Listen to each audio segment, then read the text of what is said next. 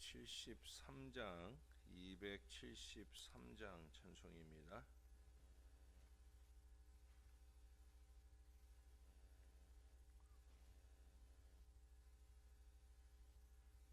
나 주를 멀리 떠났다 이제 옵니다.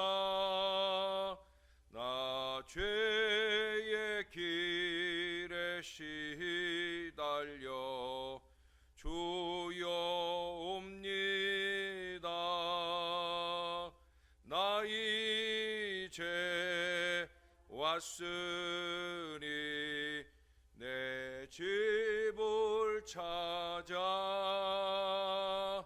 주여 나를 받으사 맞아 주소서. 그 귀한 세월 보내고 이제 옵니다. 나 뉘우치는 눈물로 주여 옵니다. 나 이제 왔으니 내 집을 찾아 주여 나를 받으사 맞아 주소서. 나 죄에 매여 고달파 이제 옵니다. 주 크신 사랑 받고자 주여 옵니다. 나 이제 왔으니 내 집을 찾아 주여 나를 받으사 맞아 주소서. 이 병든 몸을 고치려 이제 옵니다. 큰 힘과 소망 바라고 주여 옵니다. 나 이제 왔으니 내 집을 찾아 주여 나를 받으사 맞아 주소서. 나 바랄 것이 무언가 우리 주 예수 날 위해 죽임 당하심 믿고 옵니다. 나 이제 왔으니 내 집을 찾아 주여 나를 받으사 맞아 주소서. 아멘. 그 뒤로 276장 찬송 한 장 더 하겠습니다. 아버지여 이 죄인을 용납하여 주시고 예수님의 이름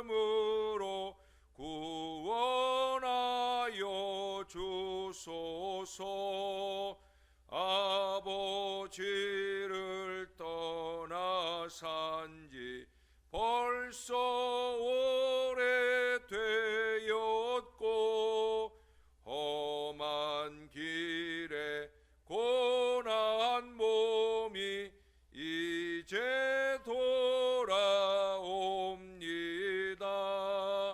전에 하던 헛된 일을 애통하게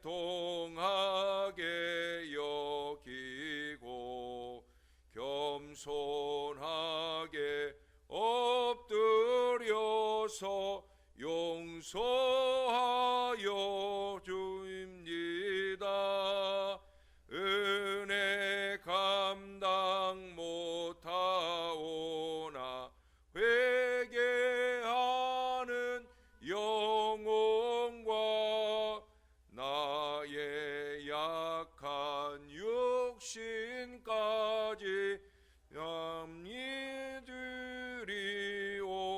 남이들이옵니다. 나의 죄를 사시려 주님 죽으셨으니 그 공로를 의지하여 주만 의지합니다. 아버지여 용납하사 나를 품어 주시고 주의 사랑 품 안에서 길이 살게 하소서.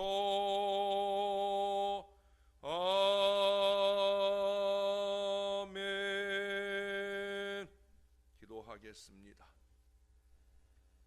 좋으신 아버지, 십자가의 절기 사순절이 시작이 되었습니다. 십자가를 더 바라보면서, 십자가 위에 예수님 바라보면서 지난 한 해 우리의 신앙이 십자가 신앙으로 주님의 은혜를 감사하고 그 은혜에 합당하도록 잘 살아왔는지 돌아볼 수 있는 우리의 신앙이 되게 하여 주옵소서. 잘한다고 많이 애써왔지만 부족한 것이 많았고 연약한 것이 많았고 어리석은 것이 많았고 참으로 주님 보시기에 참으로 한심한 모습들이 많았다면 이제 십자가 바라보면서 회개하게 도와주시고 우리의 마음을 다잡고 그 십자가 앞에 바로 다가앉을 수 있도록 은혜를 더하여 주옵소서. 이제 부활절을 향해 십자가 행진을 이어가는 이 모든 여정 동안에 하늘의 충만한 은혜가 우리 가운데 임할 수 있게 도와주시옵소서. 오늘도 이 새벽 아침 주님께 더 가까이 나아왔사오니 우리를 꼭 붙들어 주시고 하늘의 은혜로 채워 주시옵소서. 감사드립니다. 예수님 이름으로 기도합니다. 아멘. 오늘도 계속해서 마태복음 21장, 오늘은 23절에서 32절까지의 말씀입니다. 23절입니다. 예수께서 성전에 들어가 가르치실세 대제사장들과 백성의 장로들이 나와 네가 무슨 권위로 이런 일을 하느냐? 또 누가 이 권위를 주었느냐? 나도 한 말을 너에게 물으리니 너희가 대답하면 나도 무슨 권위로 이런 일을 하는지 이르리라. 요한의 세례가 어디로부터 왔느냐? 하늘로부터냐 사람으로부터냐?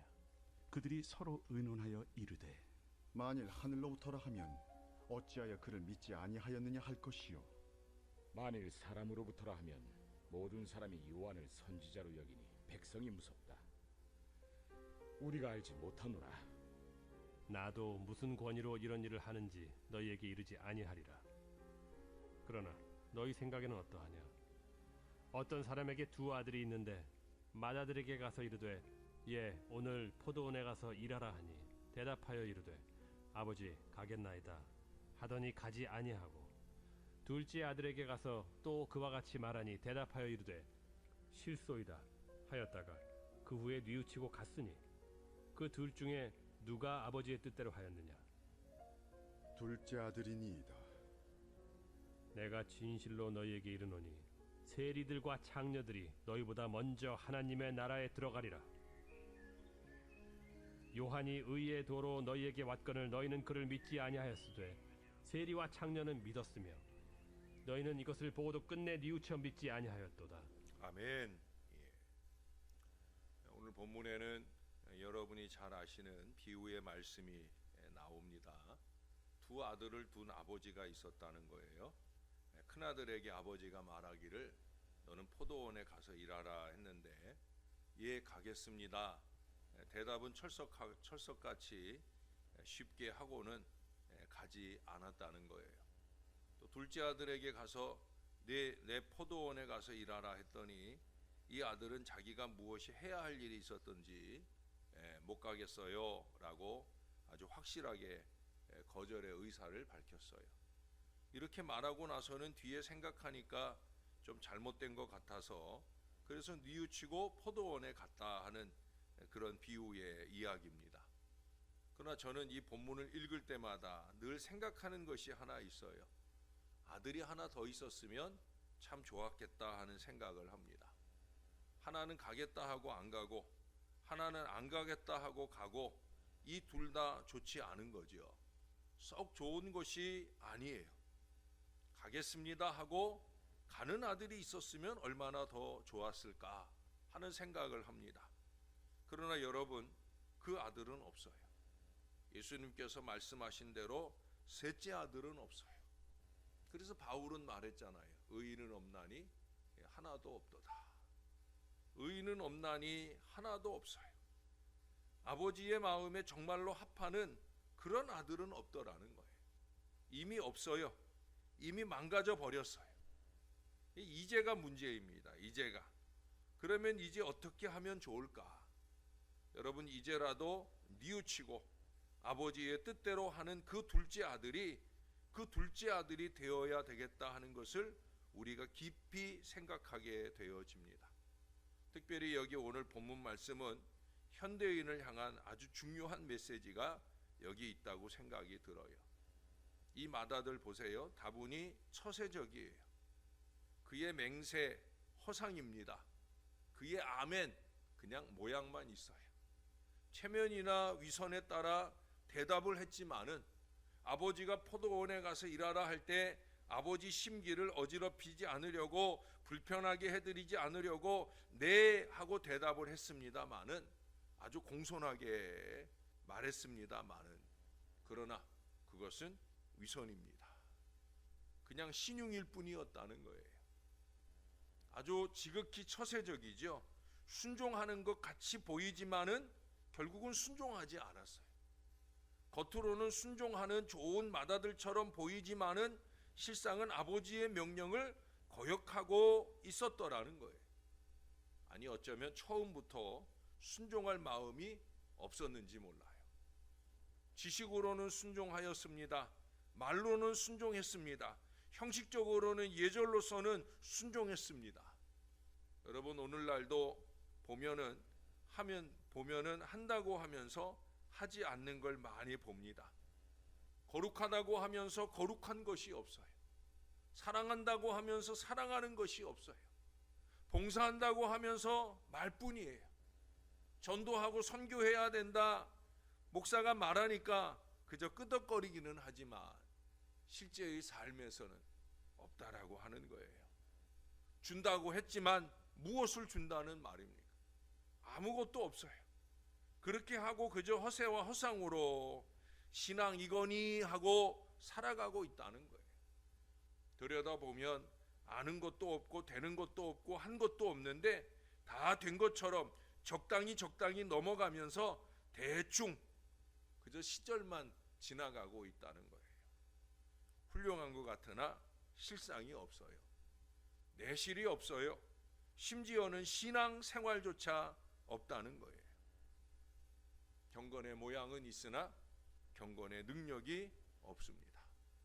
그 많은 날 예배한다고 봉사한다고 했지만 정말 심판대 앞에 섰을 때 스스로에게 한번 물어보세요. 내가 무엇을 했는가? 정말 하나님이 기뻐하시는 일을 했는가? 하나님의 의로우신 심판대 앞에 우리는 과연 어떤 모습으로 서겠습니까? 너는 무엇을 했느냐? 그 많은 날 간다고만 했지 간 일이 정말 있느냐? 한다고만 했지 한 일이 정말 있느냐? 항상 아멘으로 맹세하고 결심만 했지 과연 무엇을 얼마나 했느냐? 이것은 아주 심각한 질문이 아닐 수 없어요. 우리는 새벽마다 주님 앞에 서면 우리는 어제 하루 과연 잘했는지 오늘 우리가 새로운 결단으로 주님 앞에 있어야 합니다. 자, 오늘 둘째 아들을 좀 봅시다. 이 둘째 아들은 아주 정직한 사람이고 솔직한 사람이에요. 무슨 자기가 하려고 계획했던 일이 있었던가 봐요. 근데 느닷없이 아버지가 포도원에 가서 일하라니까 안 돼요, 못 가요 했습니다. 정직하지 않습니까? 또 정당하기도 합니다. 아버지는 갑자기 말했고 나는 이미 선약이 있어요. 그래 안 가겠다고 하고 그러고 안 가지 않았습니까? 잘못한 게 없어요. 간다고 하고 안 간 게 아니라 안 간다고 하고 안 갔으니까 잘못한 게 없어요. 이게 둘째 아들이에요. 난 잘못한 거 없어요 라고 말할 수 있어요. 그러나 아주 중요한 것이 있어요. 그게 뭐예요? 이 아들은 뒤에 뉘우치고 갔다는 거예요. 뉘우쳤다. 여러분, 이 뉘우친다라는 말은 메타노이오라는 말이에요. 메타노이오라는 말은 회개라는 말입니다. 뉘우쳤다는 거예요. 오늘 성경 말씀의 총 주제예요. 그 핵심의 말씀이 뭐냐? 뉘우쳤다라는 거예요. 뉘우침이 있느냐 없느냐입니다. 뉘우친다는 말은 생각의 발상을 전환했다는 거예요. 생각을 바꾸었다라는 거예요. 그는 내가 할 일은 내가 하고 아버지가 할 일은 아버지가 하십시오. 나는 내일 하겠습니다. 아주 정당하게 말한 거예요. 그러므로 못 가겠다고 했었던 거예요. 못 가겠다고 하고 안 갔으면 그걸로 끝인 거예요. 그러나 중요한 건 뭐예요? 뉘우침이 있었다는 거죠. 뉘우침이 있었다는 거예요. 지금까지 옳다고 했던 일이고 나는 정당하다고 했지만 아니 그것은 내 생각이었고 나만 생각을 한 것이고 아버지의 말씀은 뭐라고 하시는가? 아버지의 마음을 생각하지 못했더라는 거예요. 아버지의 뜻을 생각하지 못했다는 거예요. 내 뜻이 아니고 아버지의 뜻을 생각해야 되는데 그게 신앙인데 나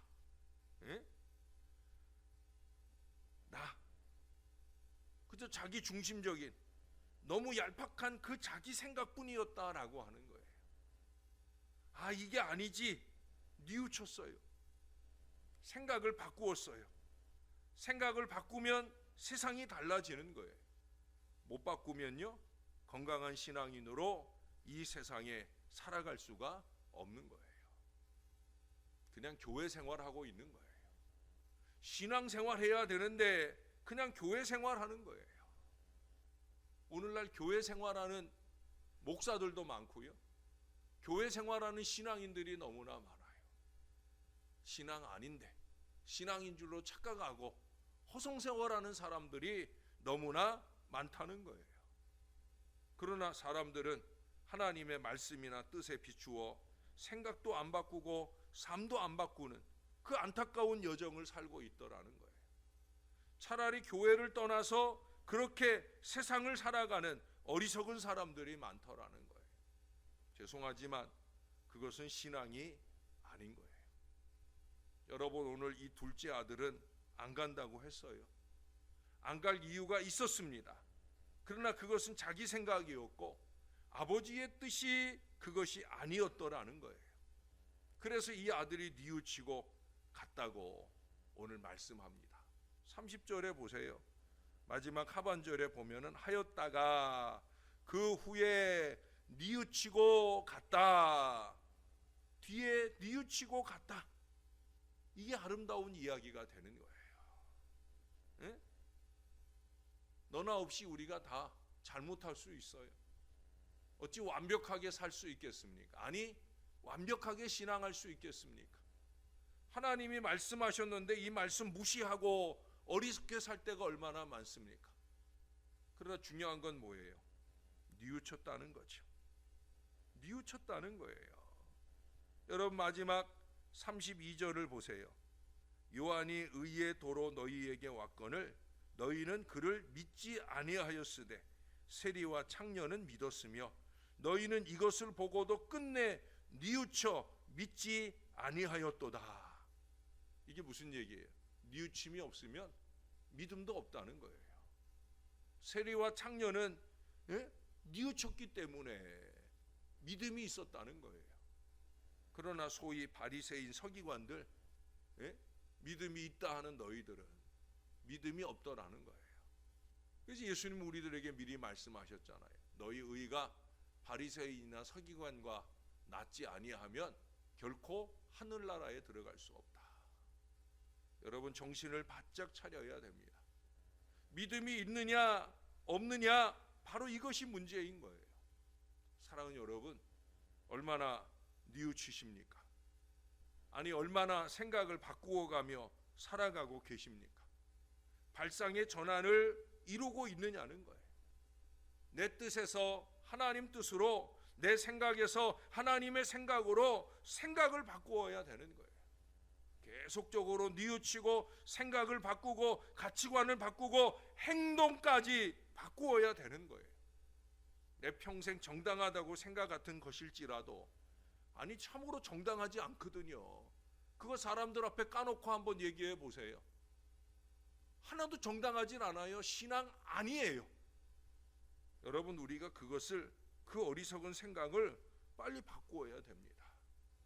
뉘우치고 돌이켜서 우리 아버지 하나님의 뜻에, 아버지 하나님의 말씀에 순종해야 합니다.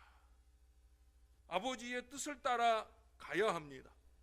거기에 주님의 축복이 있어요. 제가 매주 금요일이면 글그림을 보내드리는데 이번 주에는 오늘 보내드리려고 제가 어제 쉬는 날에도 열심히 적으며 준비를 했어요. 오늘 보내드릴 거예요. 사순절이 시작이 되니까 그 글 속에 보면은 주님은 우리들에게 축복받으라고 명령을 하셔요. 하나님의 말씀을 주시는 것은 축복의 근거로 주시는 거예요. 이 말씀대로 살면 축복받는 거예요. 근데 문제는 뭐예요? 우리는 말씀대로 안 살라 해요. 아직도 자꾸 내 생각대로, 내 어리석은 대로 살려고 해요. 그러면 하나님의 명령인 축복을 받으며 누릴 수 없어요. 사랑하는 여러분, 창기냐 세리냐를 묻지 않았습니다. 뉘우침이 있는 사람이냐 아니냐. 뉘우침이 있으면 하나님의 자녀입니다. 뉘우치고 아버지 하나님의 뜻에 순종한 사람이 하나님의 복을 받는 사람입니다. 내 육신이 따라주지 않지만 한번 따라가 보려고 애써 보는 거예요.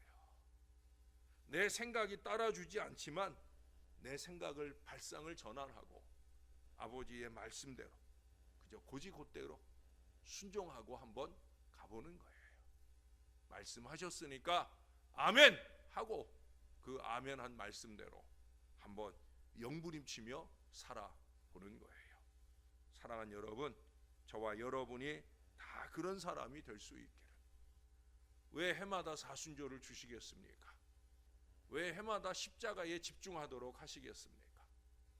예수님이 바로 우리의 뉘우침이 완성될 수 있게 하시려고 십자가에 달려 죽으셨다는 사실, 이 십자가 은혜의 보장이 우리에게 있을 때 우리가 그 십자가 바라보면서, 그러면서 십자가 신앙을 회복하고 코로나19를 극복하고 그리고 성전 사랑, 성전 예배가 회복되어질 뿐만 아니라 지금 전쟁으로 어려움을 겪고 있는 우크라이나, 그들에게 평화가 이루어질 수 있도록 해주시라고 우리가 열심히 기도하면서 우리 주님의 말씀의 길을 한결같이 걸어갈 수 있는 저와 여러분들이 될 수 있기를 우리의 구주 되시는 예수님의 이름으로 간절히 축원합니다. 기도하겠습니다. 좋으신 하나님, 오늘도 새벽을 깨우나이다.